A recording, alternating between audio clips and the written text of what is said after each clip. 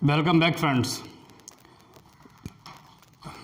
Today's topic is correlation analysis that we were already discussing.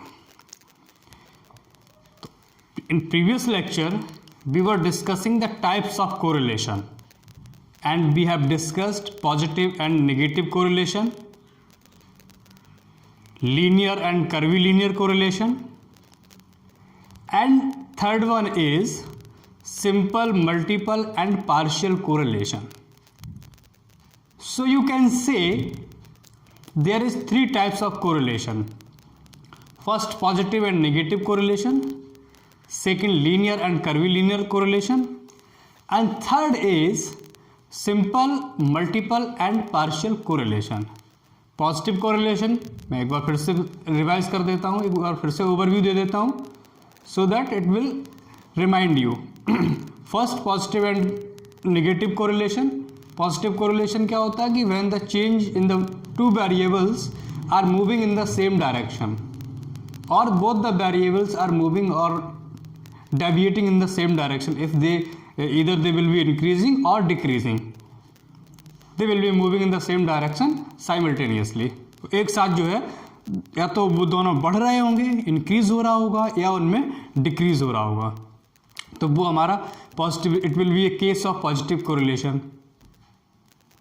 And negative correlation, if the both variables are deviating in the opposite direction, in inverse direction, if one variable is increasing then other variable is decreasing, तो आप कहोगे कि variables are negatively correlated, there is a negative relationship between the variables, relationship is there but that is negative. तो ये हो गया positive और negative. Linear and curvilinear मैंने बताया कि लीनियर कोरिलेशन क्या है. लीनियर कोरिलेशन मैंने बताया कि when the change, the ratio of change in the two variables is constant. The ratio of change in the two variables is constant, that is called linear correlation, and the ratio of change in the two variables is not constant, it is fluctuating. This is called curvilinear or non-linear correlation. यहाँ ratio of change इस constant से मतलब है कि अगर आप एक variable में एक सर्टेन परसेंटेज से इंक्रीज या डिक्रीज करते हो तो उसका फिक्स्ड और कांस्टेंट चेंज जो है वो दूसरे वेरिएबल में होता है एवरी टाइम. और अगर वो फ्लक्चुएटिंग है, कांस्टेंट नहीं है, तो उसको हम बोलते हैं कर्वीलिनियर और नॉन लीनियर कोरिलेशन. थर्ड आता है simple, multiple and partial correlation. कि what is simple correlation, what is multiple correlation, what is partial correlation. तो सबसे पहले तो आप ये समझ लीजिए कि सिंपल, मल्टीपल और पार्शियल कोरिलेशन में पॉजिटिव भी हो सकता है, नेगेटिव भी हो सकता है. It depends upon the quantitative facts of coefficient of correlation. अगर नेगेटिव वैल्यू आ गई तो वो नेगेटिव हो गया, पॉजिटिव वैल्यू आ गई तो वो पॉजिटिव हो गया. एक चीज सिंपल कोरिलेशन होता है कि when we study the relationship between only two variables. When we take only two variables to study the cause and effect relationship existing between these two variables, this is called simple correlation. जब हम केवल दो variable की study करते हैं, जैसे हमने एक वेरिएबल ले लिया हाइट ऑफ सन और दूसरा वेरिएबल ले लिया height of father, so there is only two variable. हमने एक वेरिएबल ले लिया बर्थ रेट और दूसरा वेरिएबल ले लिया डेथ रेट, जन्म दर और मृत्यु दर, so there is only two variables. हाँ, age of husband and age of wife, कि पति की आयु और पत्नी की आयु में कोई रिलेशनशिप है, तो there is only two variables. तो जब आप केवल दो वेरिएबल की स्टडी करते हो, किस चीज की, कॉज एंड इफेक्ट रिलेशनशिप की, कि is there any relationship between these two variables, this is called simple correlation. Multiple correlation क्या होता है कि जब आप थ्री वेरिएबल्स और मोर देन टू वेरिएबल्स की स्टडी करते हो तो वो होता है मल्टीपल कोरिलेशन. जैसे आपने ले लिया कि कोई भी एक वेरिएबल आपने ले लो, मान लो हमने वॉल्यूम ऑफ रेन ले लिया, आउटपुट ऑफ क्रॉप ले लिया, और तीसरा हमने ले लिया यूज़ ऑफ फर्टिलाइज़र, कि बारिश की मात्रा एक वेरिएबल है, दूसरा आउटपुट ऑफ क्रॉप, फसल का उत्पादन दूसरा वेरिएबल है, और एक तीसरा वेरिएबल आपने ले लिया यूज ऑफ फर्टिलाइजर की उर्वरक का प्रयोग, ये हमारा तीसरा वेरिएबल हो गया। अब now in this case there are 3 variables, तो it will be a case of multiple correlation कि अब 3 वेरिएबल हो गए, 3 वेरिएबल की स्टडी करनी है, उनकी इंटरडिपेंडेंस की, उनकी इंटर रिलेशनशिप की। तो ये तो सिंपल केस हो गया कि when more than 2 variables are involve and when more than 2 variables are studied in respect of cause and effect relationship, this is called multiple correlation. But partial correlation क्या होता है? Partial correlation पहले तो वो multiple correlation ही होगा, लेकिन partial correlation में जो है एक साथ तीनों वेरिएबल की स्टडी हम नहीं करते हैं, हम 2 वेरिएबल की स्टडी करेंगे और एक वेरिएबल को कांस्टेंट वेरिएबल मानेंगे, ठीक है ना। तो जैसे मैं ये कहूँ कि पार्शियल कोरिलेशन, मल्टीपल कोरिलेशन आपको समझ में आ गया कि मल्टीपल कोरिलेशन क्या है? मल्टीपल कोरिलेशन वो है जिसमें आप 2 वेरिएबल से ज़्यादा की स्टडी करते हो, when more than 2 variables are studied, this is called multiple correlation. लेकिन पार्शियल कोरिलेशन क्या है, इसे एक बार आप समझ लो कि मान लीजिए आपने 3 वेरिएबल्स ले लिए,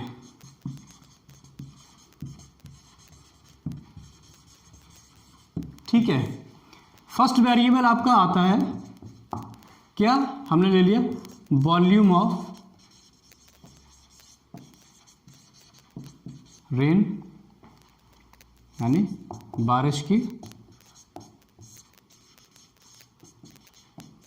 मात्रा, ठीक।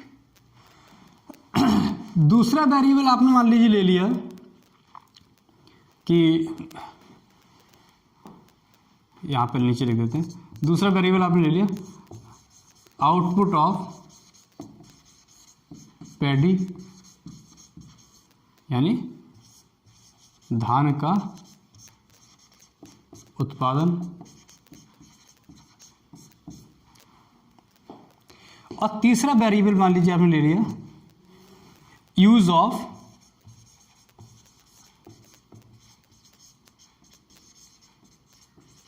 फर्टिलाइजर, यानी उर्वरक का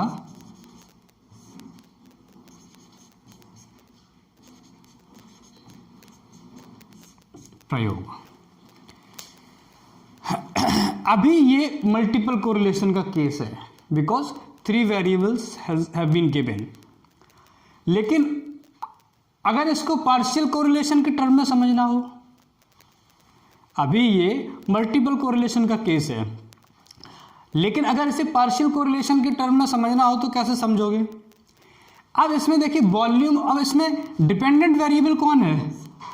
output of paddy is a dependent variable. क्यों है dependent variable? Because output of paddy is a dependent variable because the output of paddy will be depending upon the volume of rain and use of fertilizer as well। कि कितना धान उत्पादन होगा, धान का उत्पादन कितना होगा, ये किन 2 बातों पर निर्भर करता है? ये निर्भर करता है कि बारिश कितनी होगी और आप फर्टिलाइजर का यूज कितना करोगे। So it depends on both variables, it depends on the volume of rain as well as depend upon the use of fertiliser. लेकिन आप इन तीनों वेरिएबल के बीच की रिलेशनशिप को एक साथ मेजर नहीं कर सकते। You can't measure the inter relationship between among all 3 variables simultaneously. आपको 2 वेरिएबल के बीच की 2 वेरिएबल की स्टडी करनी होगी, एक को कांस्टेंट मानना होगा। तो दोनों ही केस में आउटपुट ऑफ पैडी ये कॉमन वेरिएबल होगा, इसको तो आपको लेना ही है, ठीक। तो अब जब आप स्टडी करोगे, मान लीजिए आप रिलेशनशिप चेक कर रहे हो, रिलेशनशिप बिटवीन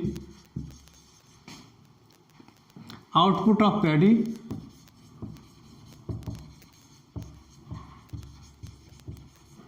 एंड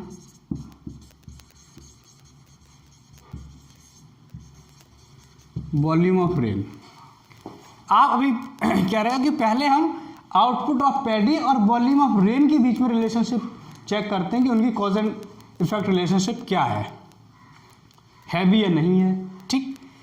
लेकिन फिर तीसरा वेरिएबल का क्या करोगे उस केस में? अब जब इन दोनों की हम रिलेशनशिप चेक कर रहे हैं तो आउटपुट ऑफ पैडी तो हो गया हमारा dependent variable, because it is get influenced by volume of rain, ये तो हो गया हमारा डिपेंडेंट वेरिएबल। और वॉल्यूम ऑफ रेन क्या हो गया? Independent variable.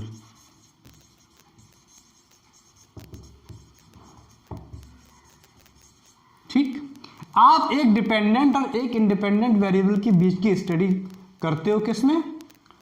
कोरिलेशन में। तो आप यूज ऑफ फर्टिलाइजर को क्या मानोगे? हाँ, उस केस में यूज ऑफ फर्टिलाइजर को आप कांस्टेंट वेरिएबल मानोगे।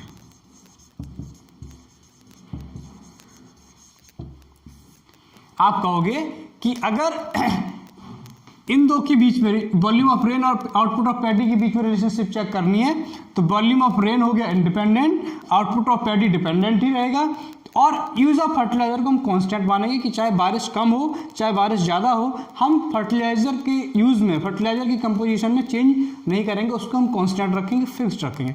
वैसे ही अगर आपको रिलेशनशिप आउटपुट ऑफ पैडी और यूज ऑफ फर्टिलाइजर में करनी हो तो आउटपुट ऑफ पैडी तो डिपेंडेंट रहेगा, यूज ऑफ फर्टिलाइजर इंडिपेंडेंट होगा, और फिर आप वॉल्यूम ऑफ रेन को कांस्टेंट मान लोगे।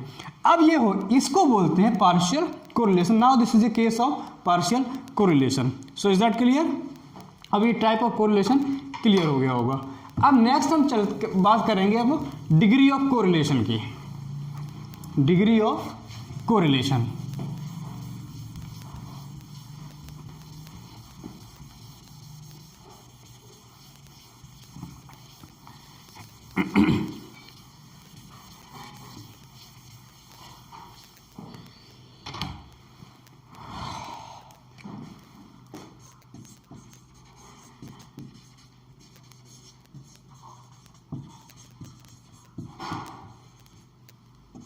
Degree of correlation.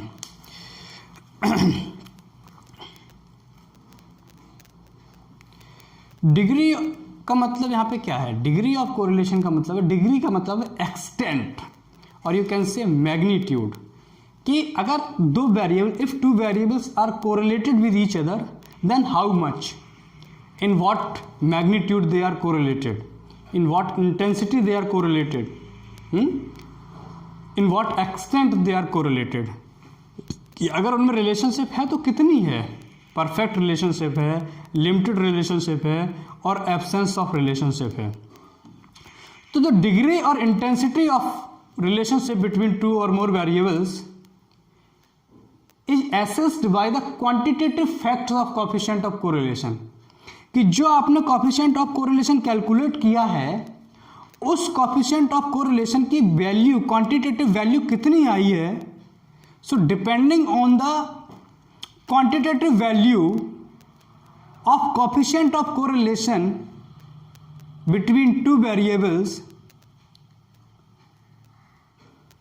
is the degree of correlation, and a degree of correlation will be determined by the calculated value of coefficient of correlation between two variables।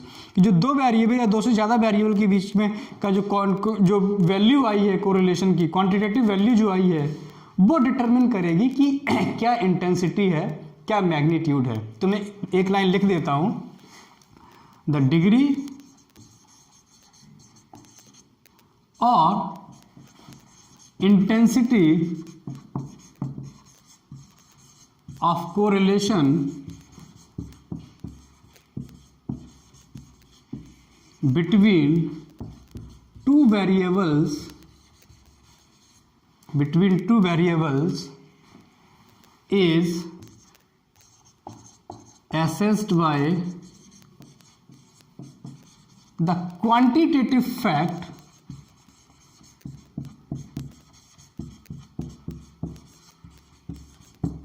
of coefficient of correlation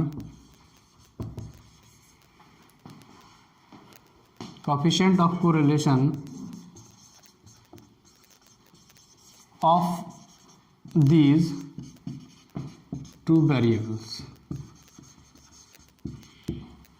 ठीक, कि जो quantitative value आई है, जो आपने calculate की है, that will decide कि what is the magnitude of correlation, what is the magnitude of two correlated values, क्या इंटेंसिटी है, क्या डिग्री है, क्या एक्सटेंट है. अब इसी आधार पर on the basis of the quantitative value of coefficient the degree of correlation can be classified into 3 categories. तो आप लिख सकते हो on the basis of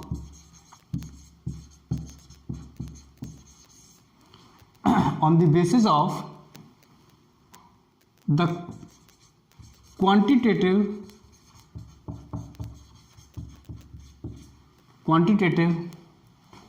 value of, on the basis of the quantitative value of coefficient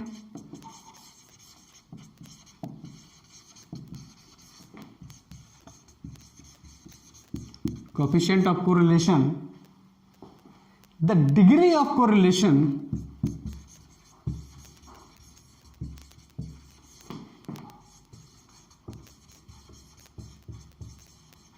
can be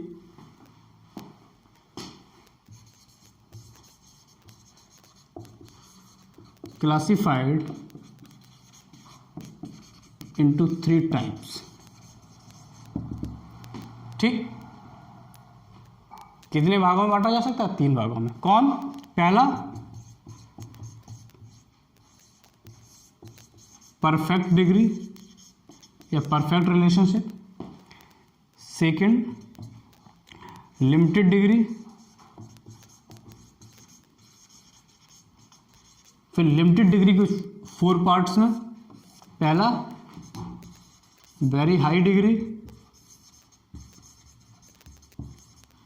second high degree, third moderate degree and fourth low degree.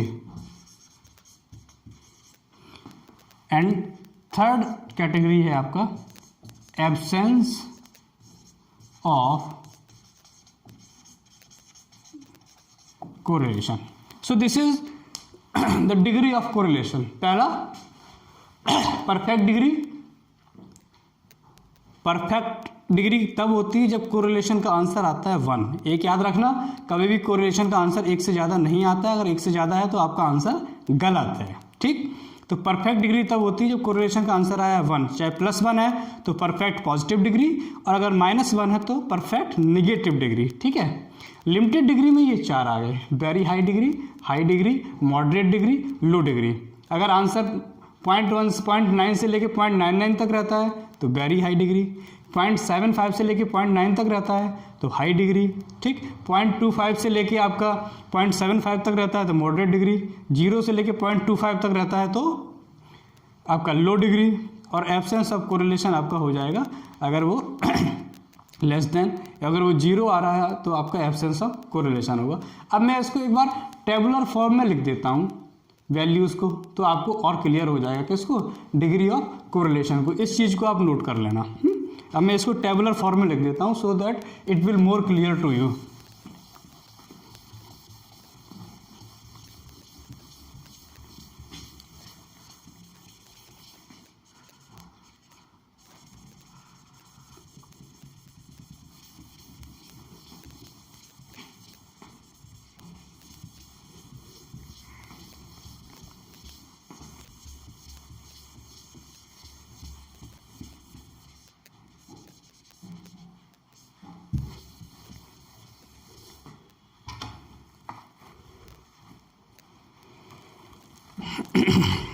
ऐसे ही लिखेंगे आप, degree of correlation heading डालेंगे और यहाँ लिखेंगे पहले first column में मान लीजिए हम लिखेंगे डिग्री, हाँ, दूसरे कॉलम में लिखेंगे पॉजिटिव, और थर्ड कॉलम में लिखेंगे हम नेगेटिव. ठीक,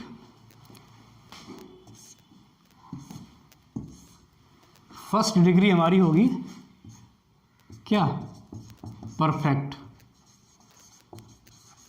परफेक्ट पॉजिटिव कब होगी? जब आंसर होगा +1। परफेक्ट नेगेटिव कब होगी? जब आंसर होगा हमारा -1। ठीक है। दूसरा हमारा कौन सी है? लिमिटेड। लिमिटेड डिग्री में मैंने 4 और सब कैटेगरी बताई हैं। First very high. Very high कब होगी? जब आपका आंसर होगा अबव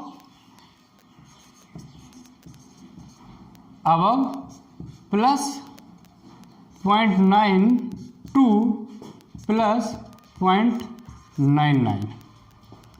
अगर इस रेंज में आंसर है प्लस, तो आपका वो होगा वेरी हाई डिग्री कोरिलेशन। ठीक, यही इधर बिलो नेगेटिव कब होगा? Below -0.9 to -0.99। तो ये हमारा नेगेटिव में वेरी हाई डिग्री होगा, नेगेटिव कोरिलेशन में। Be high degree. High degree कब होगा? व्हेन अबव 0.75 टू +0.9, इस रेंज में होगा तो हाई डिग्री। यही बिलो -0.75 टू -0.9, तो ये नेगेटिव होगा। सी क्या था? Moderate. Moderate degree. Moderate degree कब होगी? अबव +0.25 टू +0.75, इस रेंज में होगा तो वो मॉडरेट होगा। इधर बिलो -0.25 टू -0.75, और डी लो डिग्री। लो डिग्री ये होगा अबव 0 टू +0.25। ये होगा बिलो 0 टू -0.25। ठीक है ना। ये हमारी हो गई लिमिटेड डिग्री की चारों कैटेगरी। अब आते हैं हम थर्ड, क्या था? Absence of correlation.